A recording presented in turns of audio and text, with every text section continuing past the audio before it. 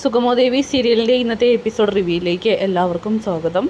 അങ്ങനെ DYSP ഐസക്കിനോട് നന്ദി പറയാനായിട്ട് കെവിനും നന്ദനും ചേർന്ന് പോകുന്നുണ്ട്. ഈ സമയം ആദ്യം അയാളൊന്ന് ദേഷ്യപ്പെടുകയാണെങ്കിലും ഇസബല്ല തങ്ങൾക്ക് ജനിക്കാതെ പോയ കുട്ടിയാണെന്നും ജീവിതത്തിൽ ഒരു കുഞ്ഞുണ്ടാവാത്തത് കൊണ്ട് തന്നെ ഇസബല്ലയാണ് ആ ഒരു വിടവ് നികത്തിയതെന്നും അവളാണ് ഞങ്ങളുടെ സന്തോഷം എന്നൊക്കെ പറഞ്ഞ് അയാളാണെങ്കിൽ സെൻറ്റി അടിക്കുന്നുണ്ട്.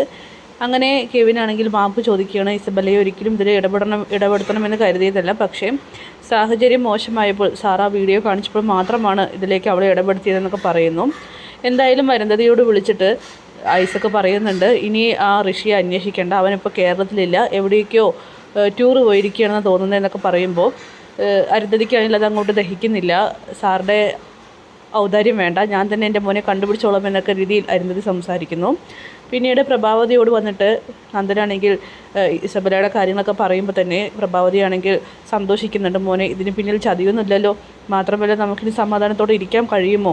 അമ്മ പേടിക്കേണ്ടെന്നേ, അവളെൻ്റെ സുഹൃത്താണ്, ദേവിക്കും അറിയാം. പിന്നെ എന്തുകൊണ്ട് നമ്മളിപ്പോൾ സുരക്ഷിതമായിട്ടുള്ള സ്ഥാനത്ത് തന്നെയാണെന്നൊക്കെ പറയുകയാണ്.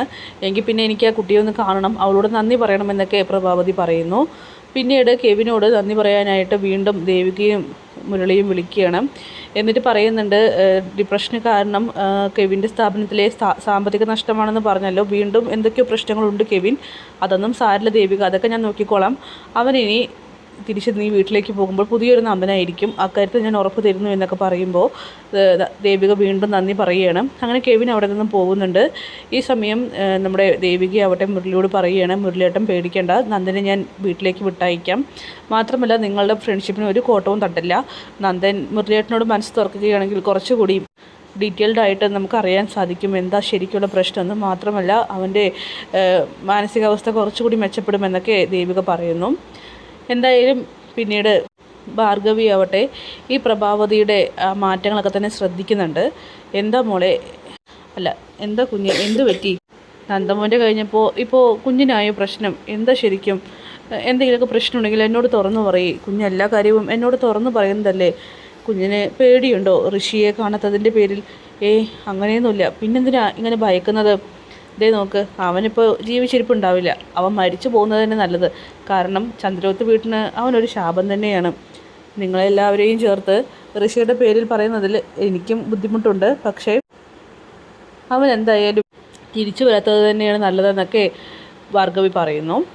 പിന്നീട് പ്രഭാവതി ആവട്ടെ ഭാർഗവി പോയതിന് ശേഷം ദൈവത്തിനെ പ്രാർത്ഥിക്കാനായിട്ട് പൂജാമുറിയിലേക്ക് പോകുന്നുണ്ട്. ഇതിൻ്റെ കൃഷ്ണൻ്റെ മുന്നിൽ വെച്ചിട്ട് പറയുകയാണ്, എൻ്റെ മോൻ ജീവിതം തുടങ്ങിയിട്ടുള്ളൂ, അവനെല്ലാ തടസ്സങ്ങളും മാറ്റി നല്ലൊരു ജീവിതം കൊടുക്കണം, അവനെ കൈവിടരുത്, എന്ത് പ്രശ്നം വന്നാലും അത് ഏറ്റെടുക്കാനും നേരിടാനും ഞാൻ തയ്യാറാണ്, എൻ്റെ നന്ദനെ രക്ഷിക്കണം എന്നൊക്കെ പറയുമ്പോൾ തന്നെ പൂജാമുറിയിലെ ആ വിളക്കങ്ങ് അണഞ്ഞു പോവുകയാണ്. ഇത് കാണുമ്പോൾ തന്നെ പ്രഭാവതിയാണെങ്കിൽ ആകെ ഷോക്കാവുന്നു. കാരണം ദൈവം പോലും കൈവിട്ട അവസ്ഥയാണല്ലോ എന്നിങ്ങനെ പ്രഭ ചിന്തിക്കുകയാണ്. എന്തായാലും നന്ദനാവട്ടെ മുരളിയെ കാണാനായിട്ട് മുരളിയുടെ വീട്ടിലേക്ക് പോകുന്നുണ്ട്. അങ്ങനെ നമ്മുടെ ഗൗരി പറയുന്നുണ്ട്, നന്ദൻ ഇരിക്കെ, മുരളിയേട്ടൻ ഇപ്പോൾ വരുമെന്നൊക്കെ. അങ്ങനെ അതിനിടയിൽ ഗൗരി ആവട്ടെ നന്ദനോട് ചൊടിപ്പിക്കുന്ന രീതിയിലേക്കാണ് സംസാരിക്കുന്നത്. നിങ്ങൾ തമ്മിൽ ആദ്യം തന്നെ പ്രശ്നം ഉണ്ടായിരുന്നില്ലേ? സത്യത്തിൽ പ്രഭാൻ്റെയും ഈ പറയുന്ന ഋഷിയും തമ്മിൽ എന്താ പ്രശ്നം എന്നൊക്കെ ചോദിക്കുമ്പോൾ തന്നെ നന്ദൻ പറയുന്നുണ്ട്, അല്ല ഗൗരിക്ക് വേറെ ഒന്നും സംസാരിക്കാനില്ലേ, കേട്ട് മടുത്തു, ഋഷി. അങ്ങനെ ഗൗരി ആണെങ്കിൽ ആകെ പേടിച്ചു പോവുകയാണ്. അങ്ങനെ ഈ ഒരു പൊട്ടിത്തെറി കണ്ടുകൊണ്ടാണ് മുരളി അങ്ങോട്ട് വരുന്നത്. മുരളിയോട് നന്ദൻ പറയുന്നുണ്ട്, എടാ സോറി എടാ, ഞാൻ ഋഷിയെക്കുറിച്ച് ചോദിച്ചപ്പോൾ പരിസരം മറന്നുപോയെന്ന്.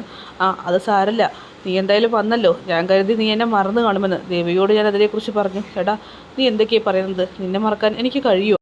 നീ എൻ്റെ ചങ്കല്ലേ എന്നൊക്കെ പറയുമ്പോൾ അങ്ങനെ ആയാൽ കൊള്ളാം, എന്തായാലും നീ ഇരിക്കേ, ഞാനിപ്പോൾ വരാം. അങ്ങനെ മുരളിയാണെങ്കിൽ ഫ്രഷായിട്ട് വന്നിട്ട് നന്ദനോട് സംസാരിക്കുന്നുണ്ട്. അവനോട് കാര്യങ്ങളൊക്കെ ചോദിക്കുകയാണ്. കമ്പനികൾ നഷ്ടമാണ് നിൻ്റെ പ്രശ്നമെങ്കിൽ അതിനെക്കുറിച്ച് കെവിന് യാതൊരു പരാതിയില്ല, പിന്നെ നിനക്ക് മാത്രം എന്താ ഇത്ര ബുദ്ധിമുട്ടെന്നൊക്കെ ചോദിക്കുമ്പോൾ ഒന്നുമില്ലടാ, എന്തായാലും നിന്നെ ഒന്ന് കണ്ടിട്ട് പോകാൻ വേണ്ടി മാത്രം ഞാൻ വന്നത്.